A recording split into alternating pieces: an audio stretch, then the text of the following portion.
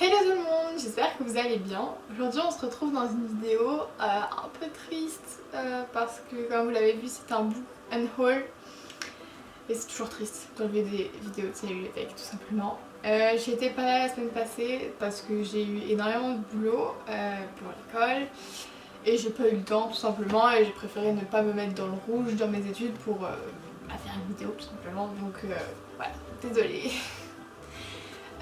J'ai rajouté, comme vous l'avez vu, une illustration de CACD Spirit. Je sais pas comment on doit le prononcer, mais il s'agit de Buck pour rendre un petit hommage à Robbie Coltrane, qui, comme vous le savez sûrement, est décédé hier, enfin pour moi hier. Et voilà, un petit hommage à ma façon. Donc on commence tout de suite avec la première série, donc je tiens quand même à dire que ici, c'est pas tous ceux que j'enlève, mais c'est parce que c'est les séries que j'ai aimées, et donc c'est pas parce que je ne les ai pas aimées que je les enlève de la bibliothèque, ce qui serait plus logique en soi. Mais donc la première série, il s'agit de Oniria, donc il est en 4 tomes, mais je n'ai que les 3 premiers, donc le deuxième ici et le troisième. Donc oui, j'ai des grands formats et des poches, vous verrez que je suis très douée pour ça. Bah franchement, aux 4 séries que je vous présente, il y a des grands formats et des poches. Donc voilà, c'est un petit peu mon talent caché. Voilà.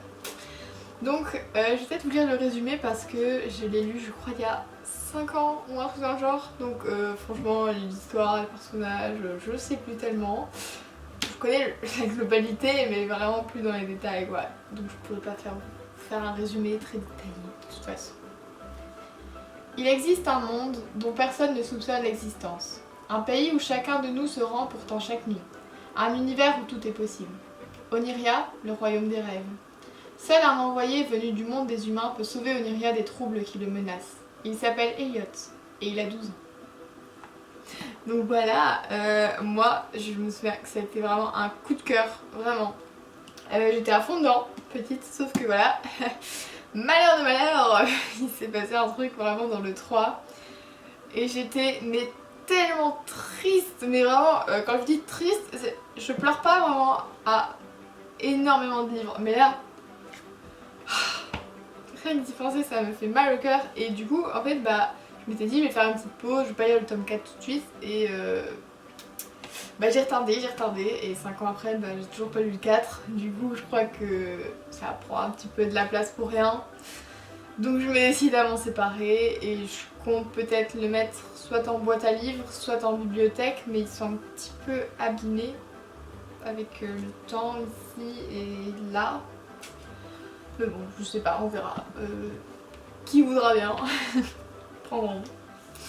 La deuxième série, il s'agit de La quête des ours de Erin Hunter. Donc j'ai oublié de dire Oniria, c'est de BE Paris, aux éditions Hachette.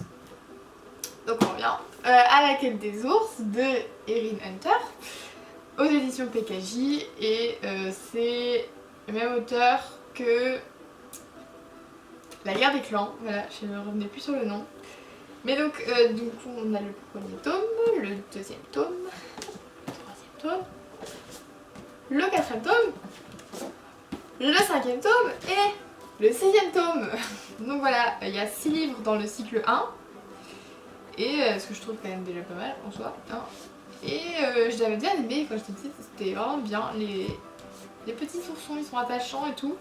Sauf que vraiment, je sais plus il y a combien de cycles.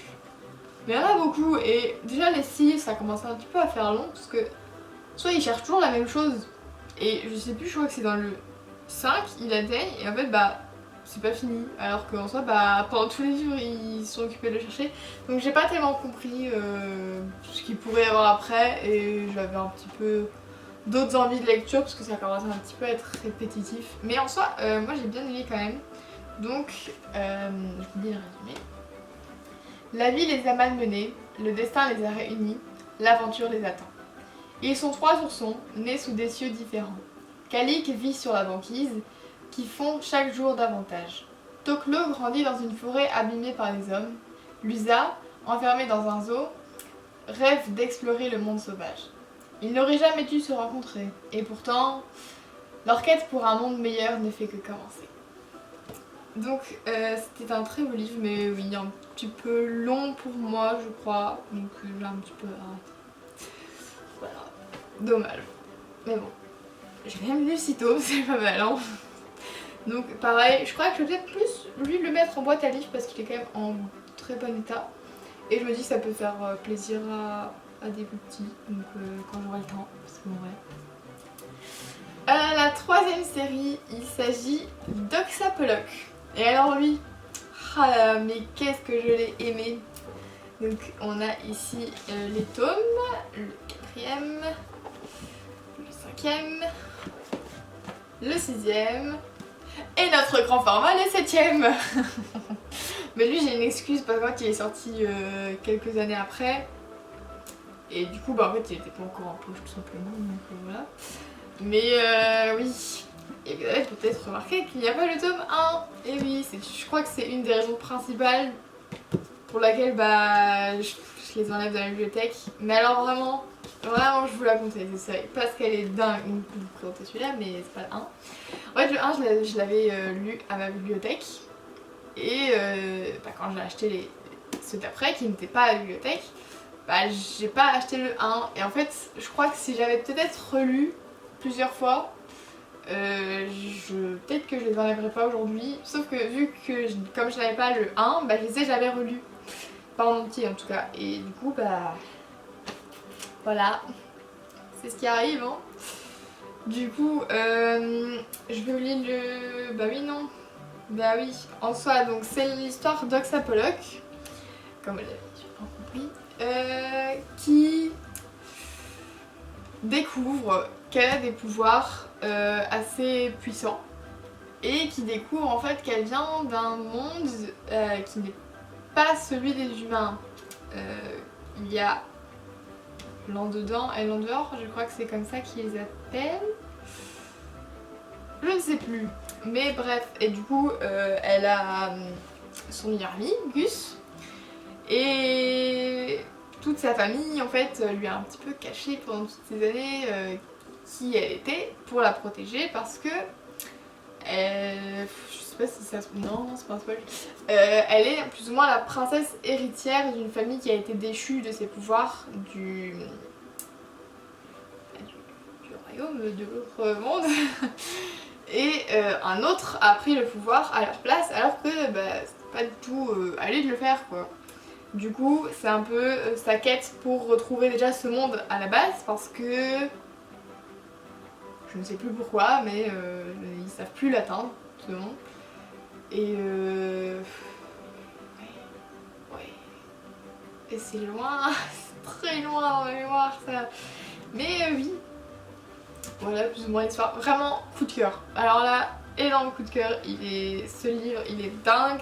Vraiment, cette série, elle est vraiment très bien. Je vous conseille si vous aimez un peu le fantasy, fantastique, tout ça. Et peut-être aussi pour des plus jeunes, je sais pas c'est à partir de quel âge, bon il est pas marqué, mais... ah, je sais plus ce que ça veut dire. Bon je sais pas c'est à partir de quel âge, mais pour des petits ça va aussi quoi. Enfin des petits non plus, mais vous avez compris quoi. Et on passe tout de suite à la dernière... ah non, j'ai oublié de dire, il a été écrit par Anne Pichetta et Sandrine Wolf aux éditions PKJ toujours. Et en fait, bah, le prochain également un PKJ. Il s'agit de La Guerre des Elfes. Énorme coup de cœur aussi, vraiment. Ouais, pas d'autres mots, vraiment. Rien que les couvertures, moi j'aime beaucoup. Hein. Surtout celle-là. Celle-là, c'est ma préférée. Ah, Holy Blue. Et le dernier tome, notre grand format du jour, il est là. Mais lui aussi je crois qu'il est sorti après. Parce que c'est aussi quelques années après, donc c'est possible. Donc voilà, nous avons La Guerre des Elfes aux éditions PKJ de Herbie Brennan. Et vraiment, ils sont dingues. Ces livres, vraiment pareil comme Oxapoloch, je vous les conseille de fou parce que vraiment, ils sont dingues. Mais je pense pas les relire. Donc bah, ça sert un petit peu à rien de les garder malheureusement. et en plus j'ai besoin de place. J'ai grandement besoin de place. Donc le résumé. La vie de Henry Atherton bascule le jour où il capture un papillon. Ce papillon n'est autre que Pyrgus, héritier du royaume des elfes de la lumière. Entré dans le... Pardon, je bredouille, bref.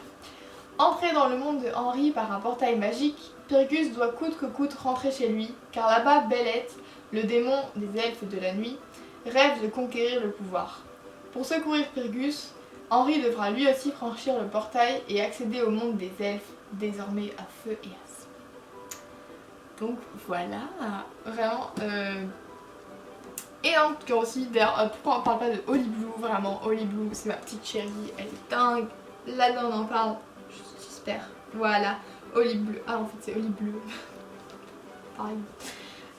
Parce que vraiment, elle est super importante, Holly Bleu. Bref, j'adore. Donc voilà, c'était mon petit book unhaul.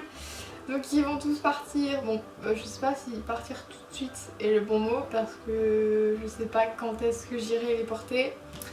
Mais j'irai, malheureusement. Et au moins je pourrai ranger quelques livres dans la bibliothèque. Donc voilà, j'espère que vous avez aimé la vidéo. Et je vous dis à bientôt pour une prochaine vidéo où je me répète. Bye!